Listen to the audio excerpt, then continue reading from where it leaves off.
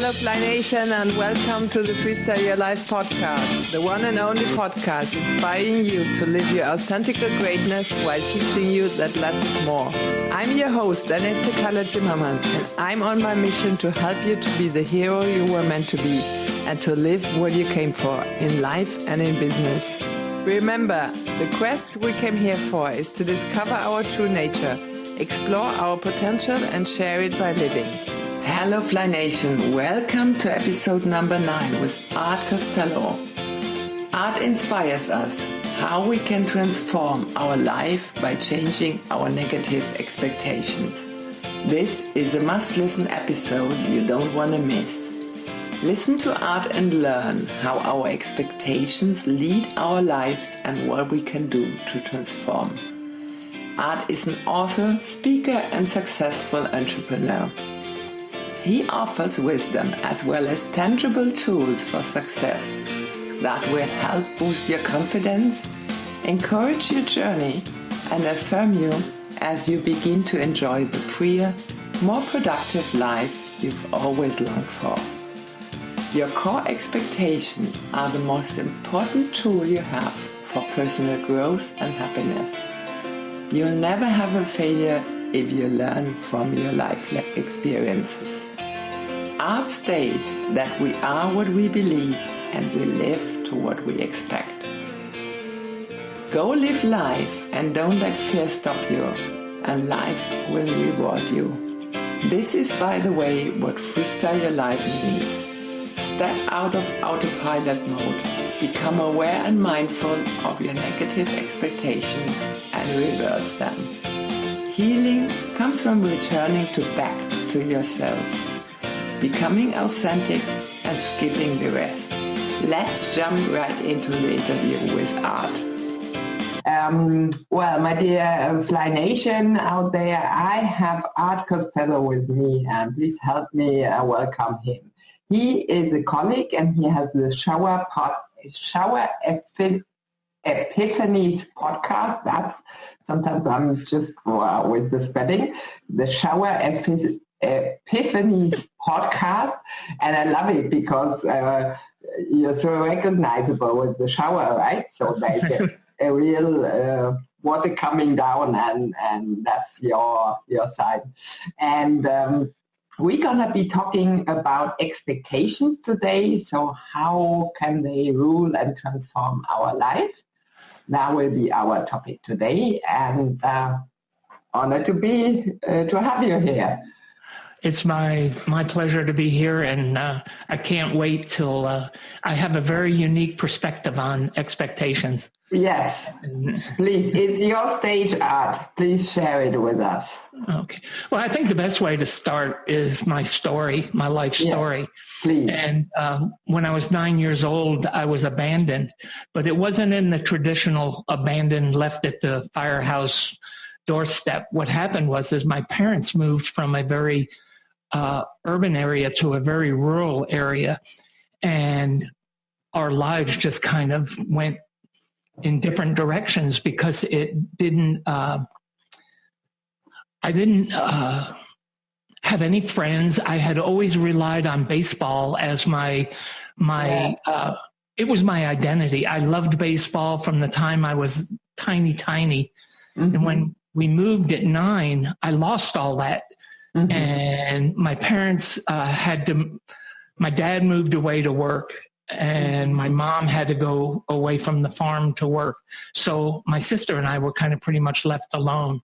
Mm-hmm. And it was just very traumatic because everything that I was familiar with was instantly changed. In the town where we moved, we weren't accepted. They kind of didn't really bring us into the community, and we were kind of shunned, really. So I had to figure out, at 9 years old, I had to start figuring out everything on my own. I had to learn and teach myself everything, because my parents put no expectations on us, put no guidance. We were just kind of left to fend for ourselves in a very odd way. So I went into the Marine Corps at 17 when I graduated from high school, and ended up going to Vietnam and being in the war. Mm-hmm. And again, I found myself in the position of having to survive, you know, and, the Marine Corps has very good structure and all those things, but yet in combat, it's a very different kind of environment to be in. And, of course. And a lot of people find themselves, a lot of the guys, even though we had all the structure and discipline, you still feel kind of lost. Yes. So after I got out of, and I'm kind of giving you highlights of my life, but yeah. But let me ask, how many years have you spent there in the Marine? I spent 4 years in the Marines. Oh. I didn't want to make it my life, my career. Okay. When I finished my tour of duty, I wanted to go to college and get my education in psychology. Yes, and you did study in San Diego, right? Yes, at San Diego State University. Yes. So my life went great. I've always, all through the years, I was able to do the things that I wanted to. I've never had fear in the traditional sense of it. I'm not going to walk across the Grand Canyon on a tightrope, but, I know that fear. But, of doing things, I was always not having any fear and would just absolutely tackle it and conquer it, and always looking at everything as a learning experience. Started my own business, was very successful for years, traveled all around the world. Fantastic. In the construction business, just really always looking at everything as a learning experience. Yes. Mm-hmm. Well, about 35 years went by of living a good life, having everything I wanted, a family, 3 beautiful children, beautiful wife, all those things. In September 23rd in 2003, my wife was diagnosed with ovarian cancer. Mm-hmm. And a big shock. Mm-hmm. That's all I can say. But we were fighters, and she fought a great battle for 3 years. And in September 16th in 2006, she passed away. She did. Because I just sort of, I suffered from that too. And in 2000,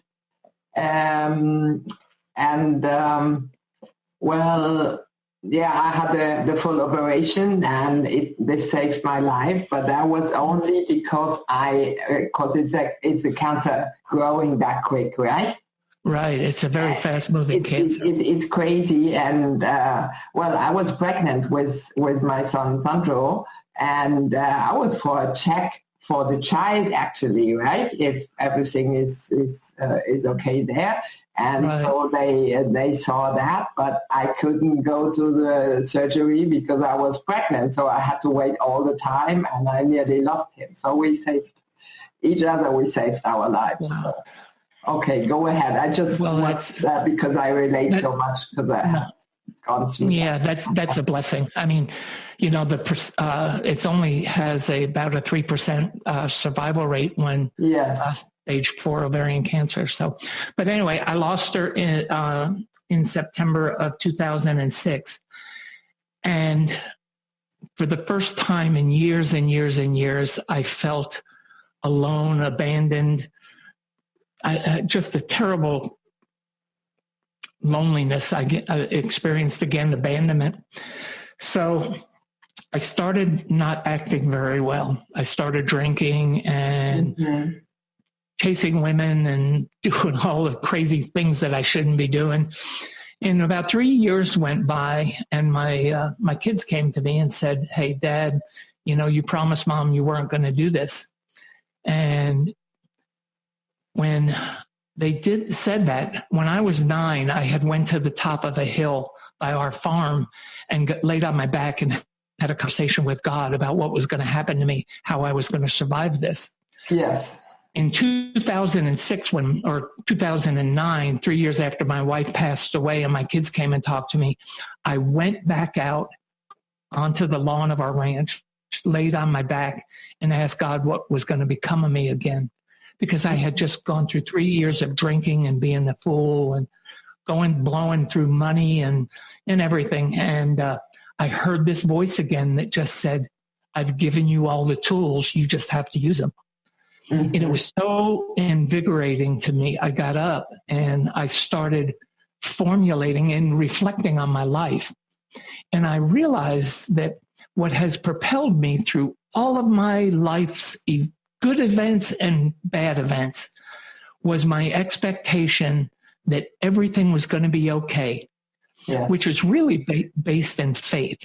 Mm-hmm. And I started to realize that we look at our expectations through two lenses, either faith or fear. Mm-hmm. If it's fear, it stops us. Mm-hmm. But if it's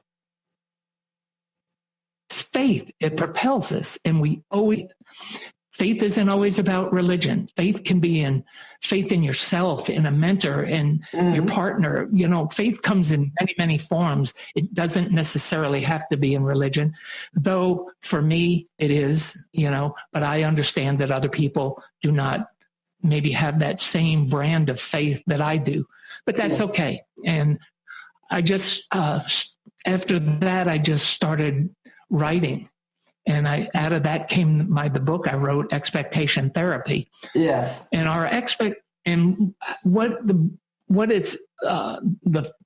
the formula that I use to help people is a 3-step formula. It is very simple. Mm-hmm. It's identify, it's clarify, and then solidify with a written plan. And it actually, that came out of a physics formula that I learned in physics that it's called the formula of expectation. And when scientists are trying to predict the outcome of an experiment, they use the formula of expectation. Mm-hmm. I took it and turned it into a behavioral formula, which simply is identify it, clarify it, and then solidify it with a written plan. And it has worked so well in helping not only myself, but other people overcome tragedy, helps them in business. I mean, it helps in so many ways. But really what it's about is that once we become mindful of our expectations and we use, I work a lot with emotional intelligence because you have to have emotional intelligence to be able to identify correctly. Yeah. So I draw people through emotional intelligence protocols that help them get mindfulness about what they really, really want. Mm-hmm. And, sometimes I'll take people up onto mountaintops. Sometimes we'll go out and lay in a park on a lawn and just have a conversation. Mm-hmm. But it's about deep diving into who you are, and what you want and what's important. Because once you identify those things of what's important, it really becomes a very simple process of getting there. Mm-hmm.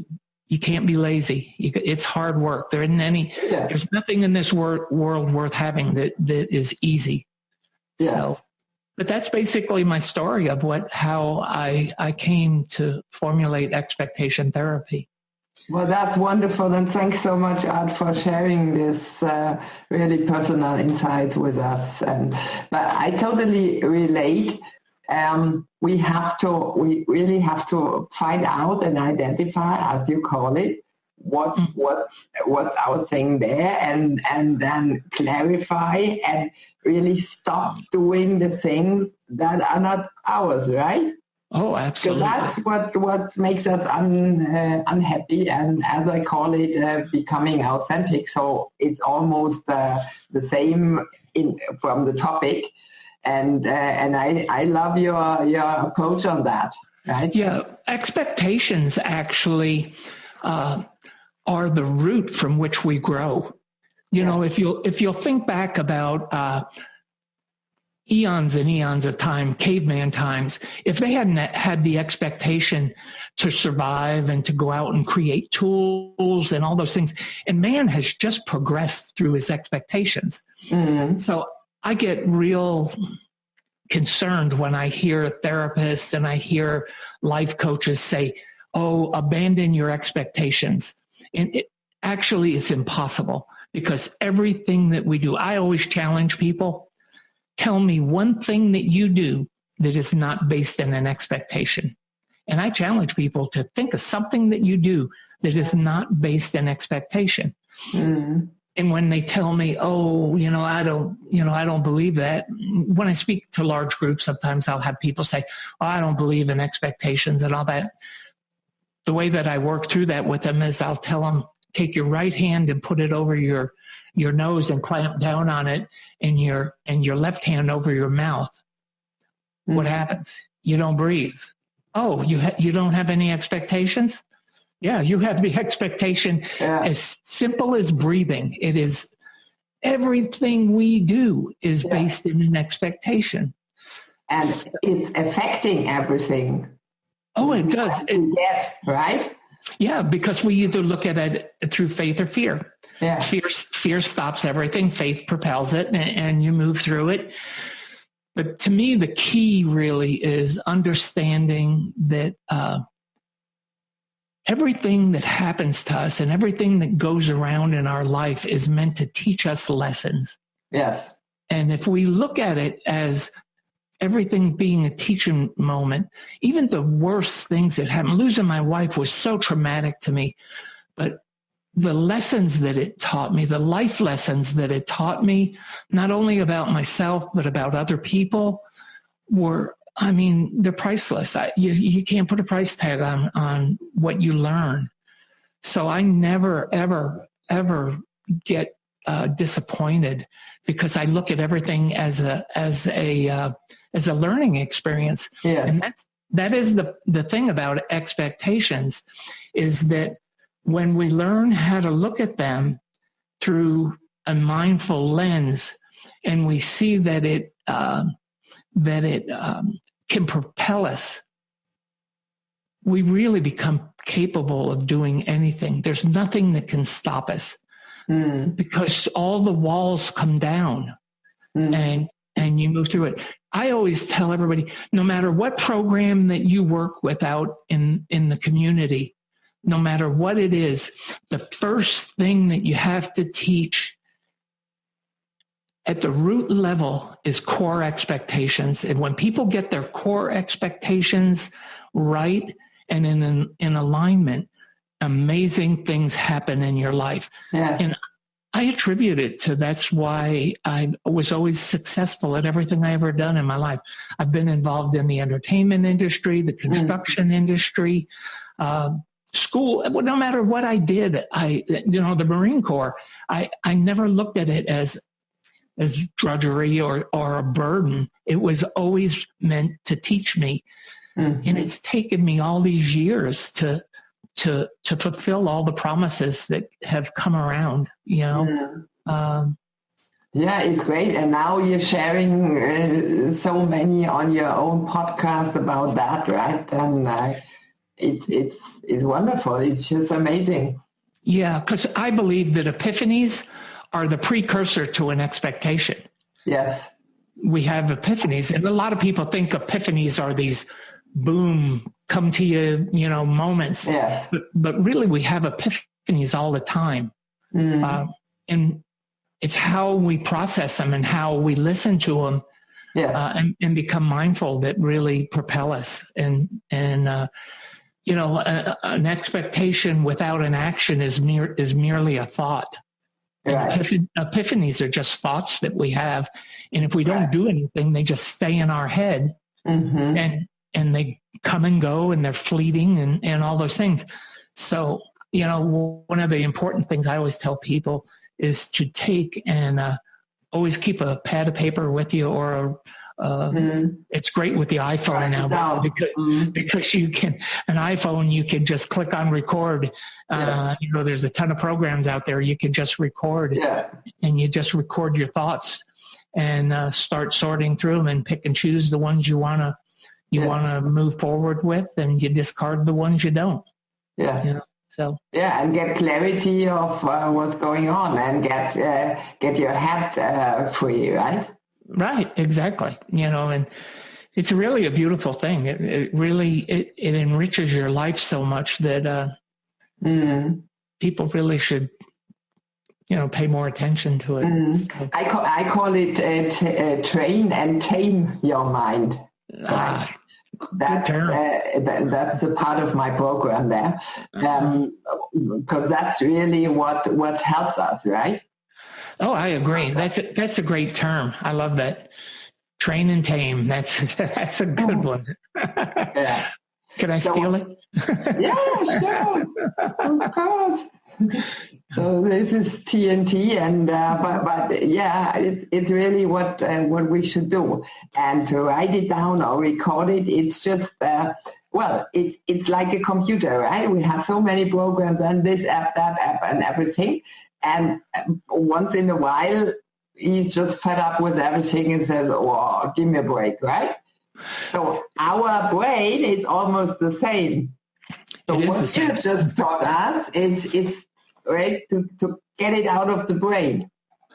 I tell people, once they become mindful of their expectations and they start realizing how many they have, we literally have thousands and thousands of expectations every single day.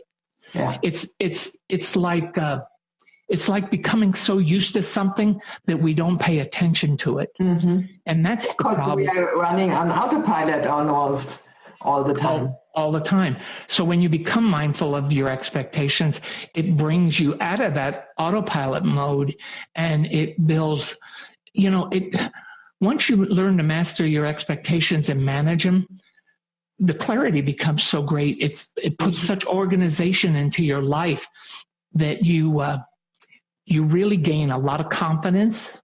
Mm-hmm. You gain a lot of clarity, a massive amount of clarity. Yeah. And those are all things that just start really propelling you to a better life. Or, the thing about it, and I don't talk a lot about it, but I've been researching a lot lately is, we don't only have positive expectations, we have negative expectations. And when you they are the problem, not the positive ones. Yeah, and what I'm learning is that I'm trying to remember how to word this. When we look at our negative expectations, all depression, anxiety, and all that exists because of negative expectations. Yeah. Exactly. And that's what drives us into the negative side of things. Mm-hmm. But when you reverse it and become mindful of the positive expectations, it drives you in the proper direction, in the right direction. Mm-hmm. So, it's sad that a lot of people live in that anxiety state quite a bit. And I really love working with them, because once we can shift their idea and become mindful of the positive side of their expectations, it really does. It's very transformative for people with depression and anxiety, PTSD. All of those things are based in negative expectations. Yeah. And we can totally do something about it, right? For example, in former days, I went to bed and I jumped off because I had an idea and ran to the office or whatever. And now I have just a piece of paper laying there. And once the idea comes up, I just write it down, right? So to get it out of my head, otherwise, if I don't write it down, the mind is used to keep it till tomorrow, right? Not to forget it, and it's underlying the really deep sleep. It's the most important thing that we can do is write down our thoughts and ideas. Once you start doing that, it allows you, because how many times do we think about something and then a few minutes later it's gone? That's why I called the podcast Shower Epiphanies, because when I'm in the shower, I have some of the best thoughts, and I love, getting chalkboard out and writing things down, when I'm in the shower, because by the time I get out of the shower and dried off, I forgot. I forgot 90% of what I was thinking about. Yeah. You know, and so writing it down, it becomes the most important part of the process, because you can look back at it and you can say, okay, this is what I want to use, and this is what I don't want to use, and all that. So.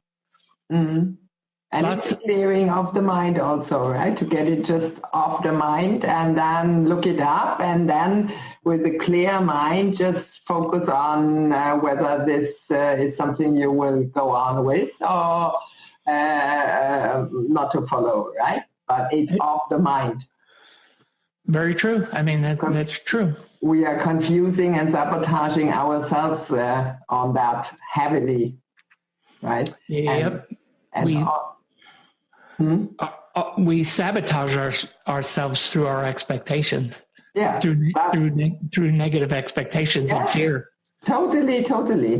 So how could we make the approach to give some tips to my listeners here in Fly Nation, what they could do? What I always tell people is that, the first important thing is identifying.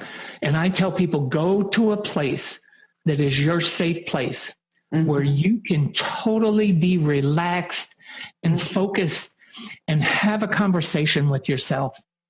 Listen to your gut. Listen to what your inner self tells you. Yes.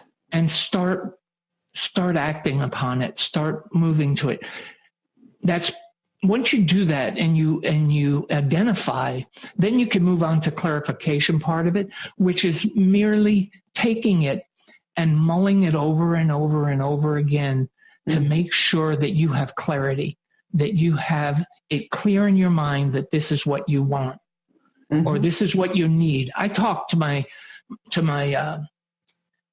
clients about wants, needs, and desires, because there's things that we want, which are things we just want, and then there's things that we need that we have to have, and then our desires of our heart are what I call the love part of our lives. What we desire for our future, what we desire for our partners, and all that. So, but once you clarify everything, then get it to the solidification point, get it onto paper, and start. And this is where I help my clients, is that we start working on a written plan to take them through incremental steps, because, the only way that you can eat an elephant is one bite at a time. Yeah. So people tend to want to eat the whole elephant at once. They want to be, as coaches and therapists and all that, people expect us to fix them. Yes. And we can't. Yeah. We cannot fix anybody. They have to fix themselves. And in writing it down and building a process for them to start seeing and having a plan to move forward step by step, will get them to their point, to the point that they want. It's funny. Some people can process this in a matter of 2 or 3 weeks, and we've completely turned them around. Other people, it takes 2 or 3 months, because they can't get into their head, or they don't feel comfortable talking to themselves. Yes. So sometimes, you have to just do the work and just get in there. And no matter how difficult it is, none of this is easy. It sounds easy, but none of it's easy. And none of the work that we do on personal development is easy. And you have to put in the effort and the time, and you have to be patient, and you have to follow the process. And if you'll do that, you can live the life that you're meant to live. It'll be your authentic life that you'll come out on the other side. Yeah, totally agree.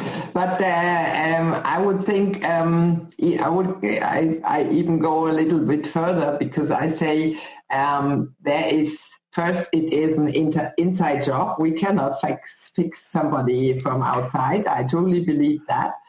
And the second is, I wouldn't say even there is something to fix, right? If something is wrong. So we tend to, how could we fix it? But my approach on everything on this topic is to return back of what we truly are and authentic are, right? Mm-hmm. And to discover what we are meant to be and why we are here. There's a reason for that, right?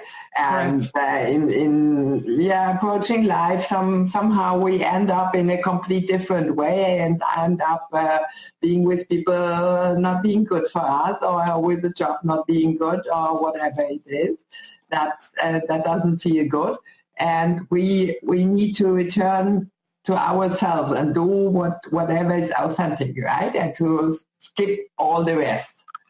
I think that's the real key to real healing inside, and that's totally an inside job.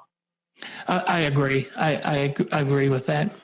Because totally. Really, it's like people are so overwhelmed today in this industry and information age here, and every second there are messages coming in, and all the tasks we have to do. Even I had just Michael Levitt on the talk before you, mm-hmm. and we just discussed the burnout topic we both had faced and what to do about it, and we just developed. Well, there are 8 or 10-year-old kids. They are so stressed because running from one sport and one event to the other, and not having any time free and to just play or be in nature or whatever. That can't be healthy, right? Which is a good point. Sorry to interrupt, but it just dawned on me. One of the things that we're doing right now is working with young children on learning how to manage their expectations, because it is so important for the simple things that you just said. They are so overwhelmed with so much information now. I mean, they learn at a clip that is unprecedented in mankind, and it's causing a lot of stress that is that they have to learn how to manage, and giving them this tool that's taught in expectation therapy. We're actually in the process of writing a comic book, coloring book for pre-kindergartners through 3rd grade, to where they can start to get a basic understanding of what it means to expect and how they can manage those expectations, because our expectations are manageable. Yes. We just have to learn it. We're not taught that anywhere. Yeah. And we, the best way is starting with the kids, of course. Now we somehow we grew up, but still we can improve those things and get another inside of that, and return to our authentic self and do whatever fits with us and surround us by those people. And I'm a very intuitive person and emotional person, so I feel I tune into the space here prior to the interview, and I will feel it. So I was just laughing when you wrote me 1 hour or 2 hours ago, that will be great. Yeah, I knew completely that will be great, because that's the energy in between.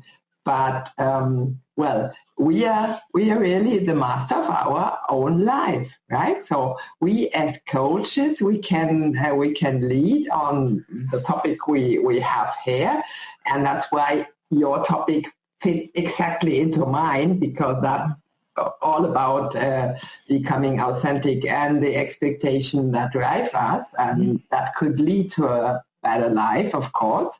And we can influence them, and we just learn how to do it, because you shared with us the practical exercise there.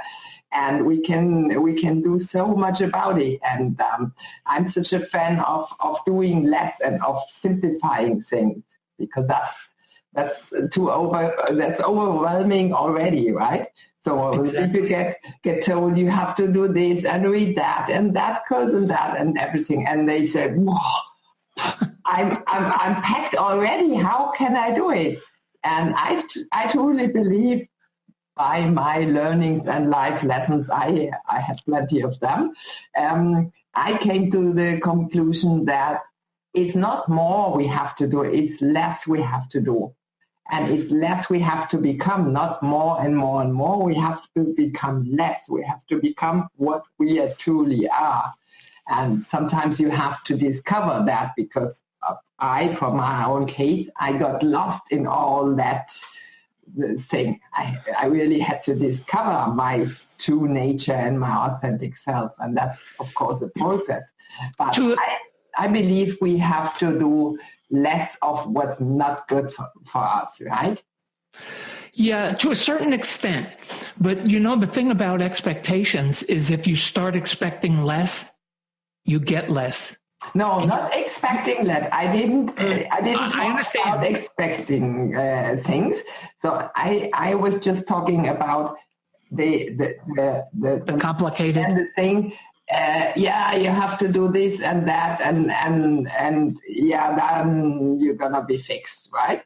But that's not getting or doing more. It's doing less and becoming more of yourself, which doesn't mean, in this case, it doesn't equal the expectations. Yeah. You have less expectations. I understand what you're saying. My concern always is the general public doesn't look at things the same way we do. And when they hear less, they start to lower something. I'll read you something that's on my desk. I think your audience will enjoy this. Okay, go ahead. It's called Don't Delay. Yes. Procrastination is a way for us to be satisfied with second-rate results. We can always tell ourselves we'd have done a better job if only we had more time. If you're good at rationalizing, you can keep yourself feeling rather satisfied this way, but it's a cheap happy. You're whittling away your expectations of yourself lower and lower. Mm-hmm. That's true too. Yes.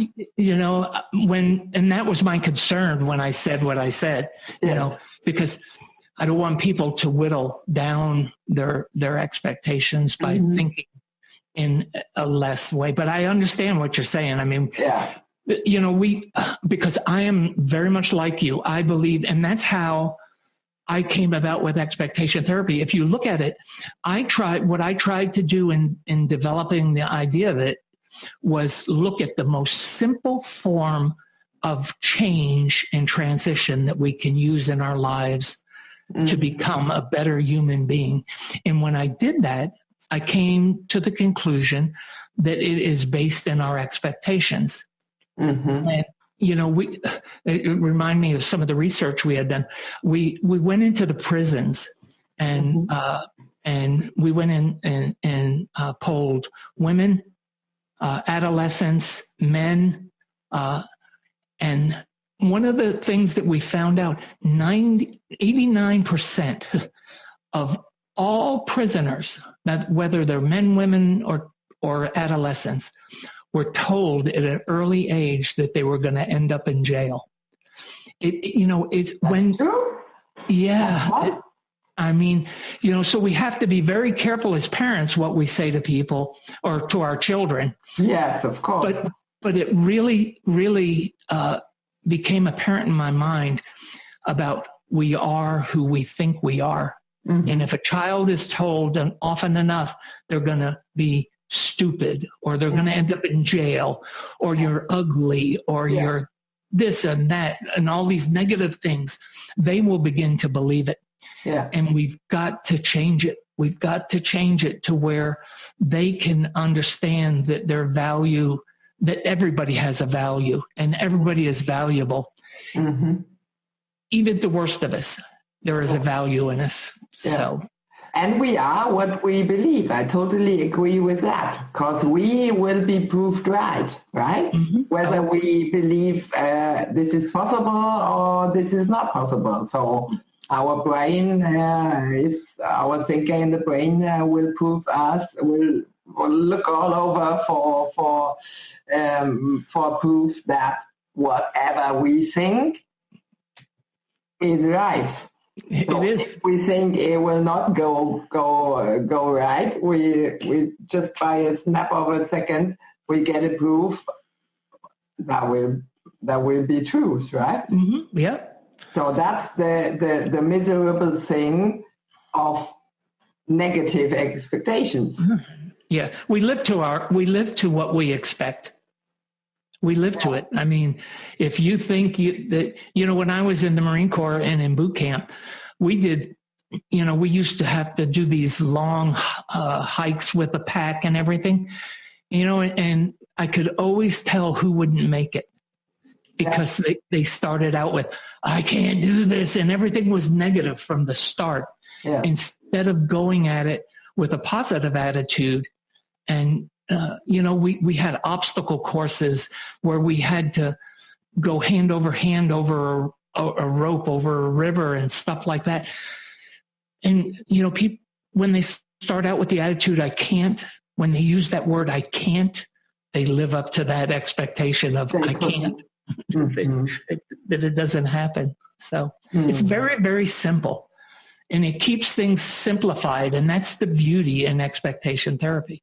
That is absolutely the beauty. And it is so simple that anybody can do it. Anybody can learn it, and anybody can choose to change their life if they want to. The power of choice. The power of choice is immense. Yeah. And I would add, it's our own responsibility, right? So nobody can do it for us. No one can. You are absolutely right. It's about taking personal responsibility for yourself. Mm. And that's a big part of self-care also, right? We cover with that.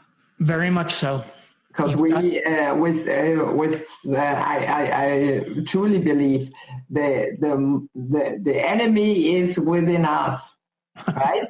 Because of course there might be a boss and might not be friendly, whatever, right? Well, we have to find a solution to change it, right? But the very person that is in the way, it's us ourselves, right? Sabotaging us by negative thinking, by negative expectations and thoughts, and being very fearful all the time, right? We really stuck and engaged negative emotions in us. We're our worst enemy.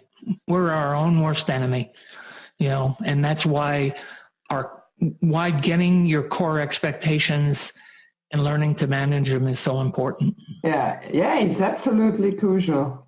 So glad that you brought that up. Yeah. So anyway, I felt a strong. Well, I have a channeling trainership and everything, but I'm not working on that. So that wasn't my calling, but I use it to tune in before conversations or whatever, and I did before Tampa, and so unfortunately then you couldn't manage to come down there, right? Otherwise we could have met there. Yeah. And it's just an intuitive feeling I always have. Yeah, I'm very intuitive too, and I'm very, very sensitive. I am very, very sensitive, but that it's a blessing. For me, it's a blessing. I manage it, and I care about people, and I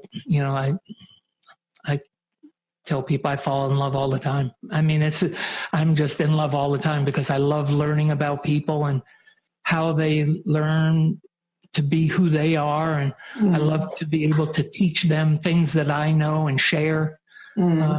Just makes it better. We are so aligned in that. We are almost the same. But for a long time, for my case, being such an empath and feeling other people's feelings was overwhelming for me, right? Because it was so much. After the end, I didn't know, is it your feeling now that I'm feeling, or is it still mine, right? So I tried to get rid of that. And of course, we know by trying to get rid of something, we just even affected, right? That's not the solution to get over something. Yeah. Sure, I'm asked quite often if I'm an empath, and I don't think I am. I just think that because I don't think that I feel other people's feelings. I think that I just identify them, and, I don't know though, I've always been interested in that line of thought, because I'm so strong in my identity of who I am that when I think about it, identifying somebody else or feeling somebody else's feeling, it almost seems not authentic to me. Not saying that you don't, but for me, because I know people who are empaths who absolutely feel that. I'm just not sure that I actually go that far. But anyway, you are highly sensitive. Oh, very. No discussion about that. No question about it. I am very, very sensitive and very intuitive I think that came from early age, listening to my inner self, because I think once we learn how to master those techniques of listening to ourselves and acting upon it, a lot of people can hear their inner selves. They just are so fearful of it that they don't act upon it. Where I learned at an early age, it was the only tool that I had to survive. Right. It really is how I survived, because it was the only thing I knew that I actually could control. It was the only thing that I could control in my life. I knew all the external things that were going on around me were not of me. It was not something was happening to me or in there. I knew that as long as I did what was right and that I could identify the things inside of me, then I had a control that other kids didn't seem to have as an adult. Even in Vietnam, I was that way, and it served me very, very well to be always being in tune to my inner gut feeling, not turning left when your inner self is saying, don't turn left, yes. And then listening to it and turning right. It's probably the better decision. So yes, but about turning left, I forgot what I was about to say. Right, but that's a real clear example of following your intuition. Right. So plenty of people they don't feel it, of course, and others don't follow it. And like we experienced in childhood, there is nothing else I can relate on. So we share that also in the childhood past there. So for me, there was the only thing I could relate on or could control was myself. There was nothing else, right? So that's very similar to your childhood there. And that's how I learned about it, right? I really studied it. But then, life gets in the way. And what most people do is distract themselves from the inner guidance and intuition, right? Yeah, and going out and meeting friends and whatever. So it is. We all need free time to meditate and to think over things, to do some of the exercises we just talked about or whatever. Right? If you're distracting yourself 24 hours a day, there is no time for any idea. Yeah, I think that once you learn to listen to your inner self and act upon it, you'll be amazed at how life flows just the way it's meant to be. And it doesn't always mean that everything is going to be perfect or everything is going to be good for you. Sometimes the greatest growth we have is from the greatest challenges that we're put through, like losing my wife, Vietnam. I mean, those were life lessons that taught me so much. But I think once you learn to base your choices on your intuition, life has a way of just always working out. I just told my daughter this the other day. I just said to my daughter, just follow your inner self. Just keep following it, and it will always work out every single time. It always works out the way it's supposed to. Always learning, always using everything that happens as a learning experience. You never have a failure if you learned something from an experience. There's no failures in my life. The only failure that I could possibly have is if I failed to learn something from an event in my life and to better myself.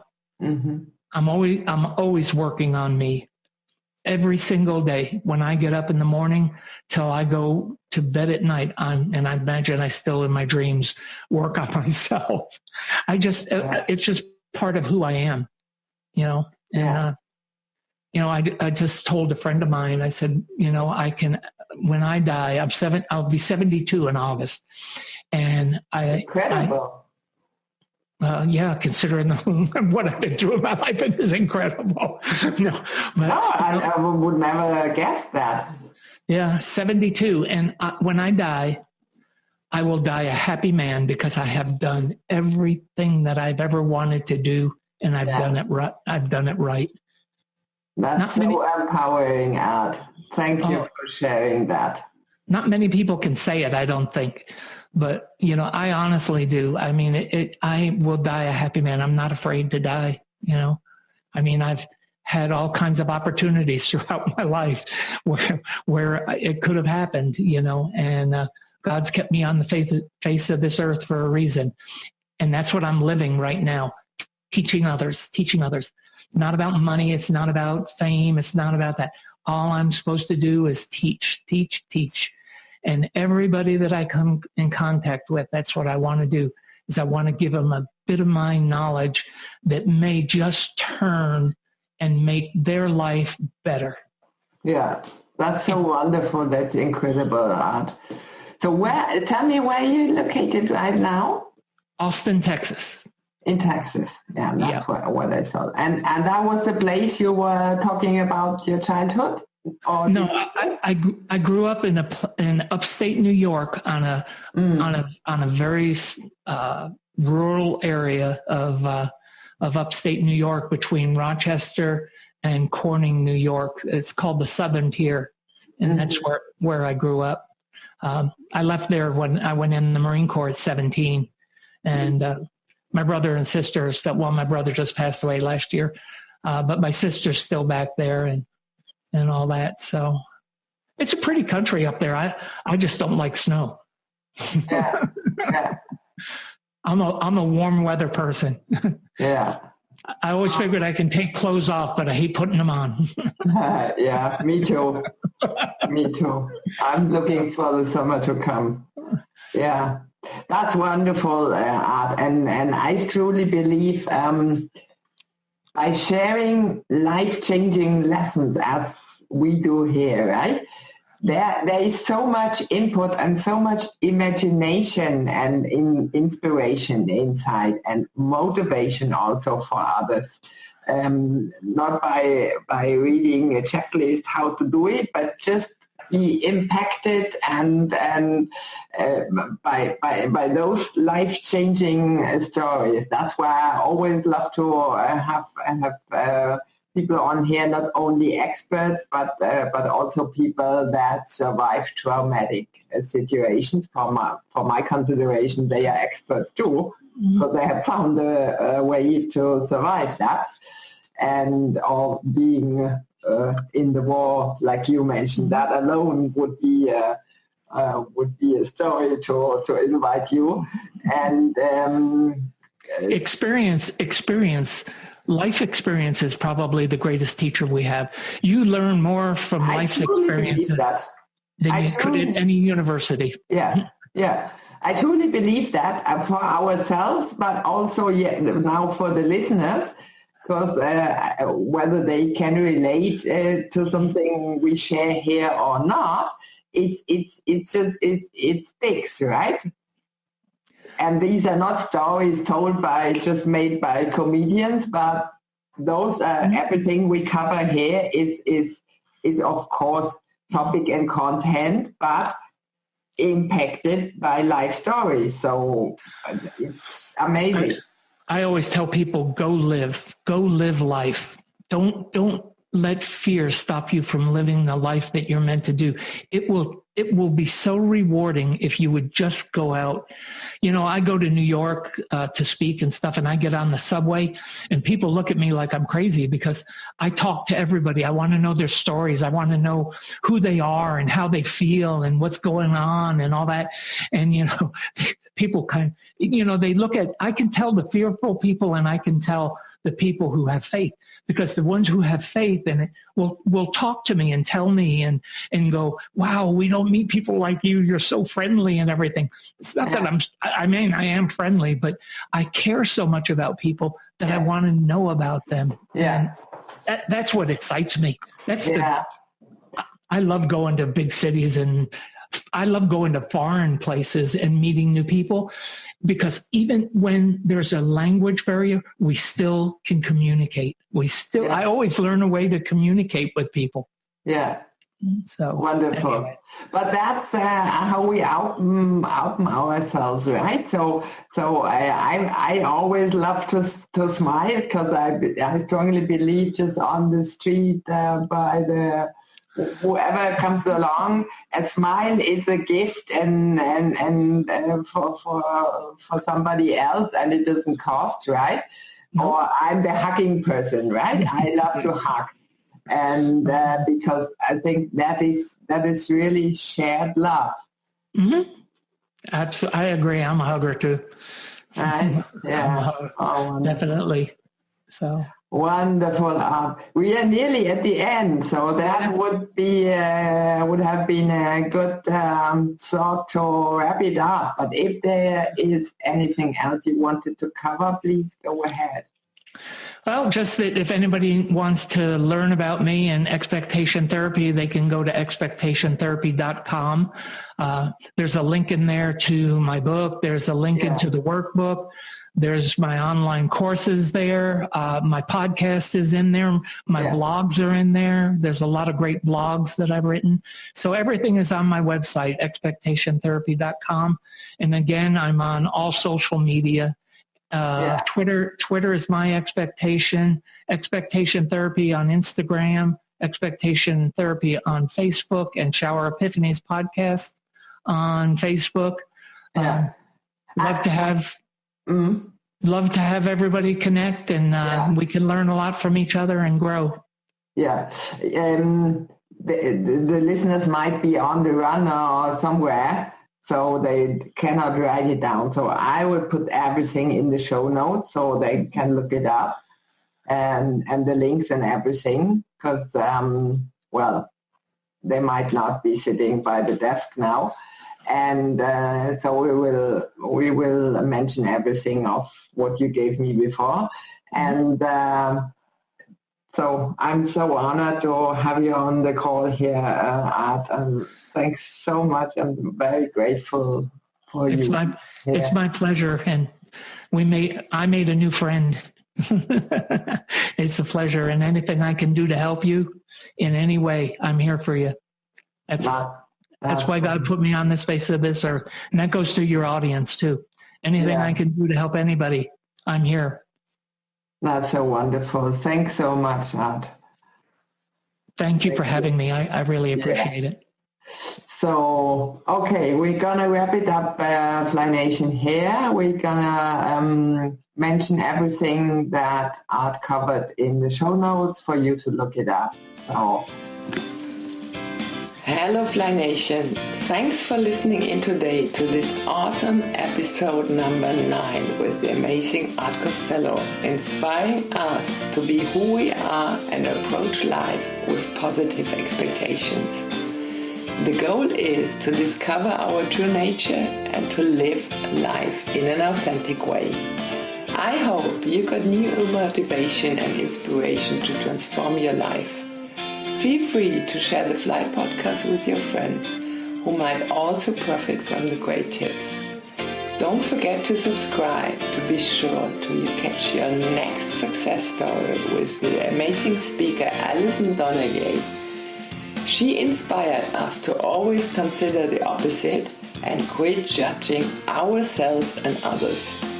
Please rate and review either on freestyleyourlifepodcast.com or on your favorite podcast directory, such as iTunes, Stitcher, or Spotify. You can always find all links and recaps in the show notes description on freestyleyourlifepodcast.com. Have a great day and go for your dreams. Remember, Fly Nation, break free and fly. Talk to you next week. Bye.